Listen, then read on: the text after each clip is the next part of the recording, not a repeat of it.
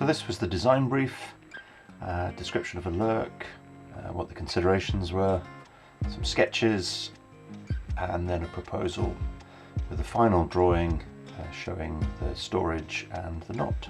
Some trial and error, not getting the centre and then using a jig to do that, deciding to use pieces of ash that were oversized and then centering down onto that. So here's a threaded piece, spaces of elm onto the lathe and then turned and fitted together.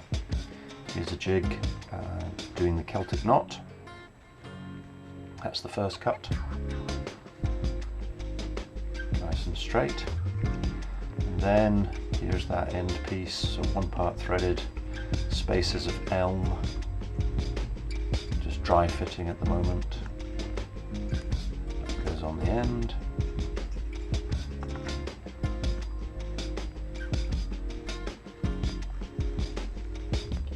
In goes the hip flask. And then just checking that the threading works. Here's the Celtic knot complete inside the jig. And that's starting to sand down and be fitted. Bit of finish, and the jig widened so that the lurk is completely straight. There you go.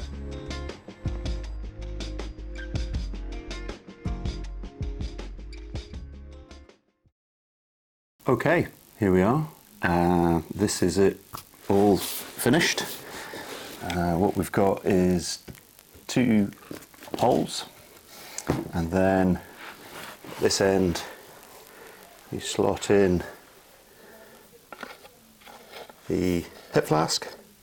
If you want to use it in 2-pole mode, you take one of these handles and thread this on here. That's one. This one, put in the hip flask like so. Thread this up here.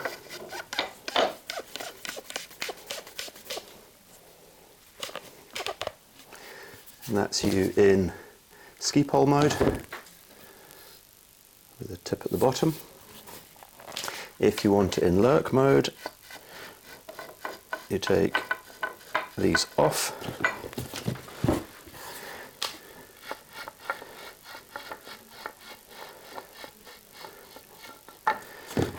Still got your hip flasks in. This Celtic knot is in walnut and this is in holly, so this dark one, you take this centre piece and it's got a dark end and a light end, so the dark end matches up with the walnut. That goes in there.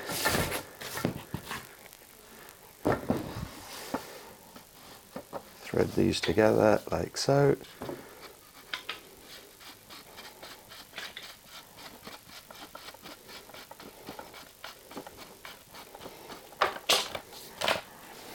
That matches up like so. And that's you in lurk mode.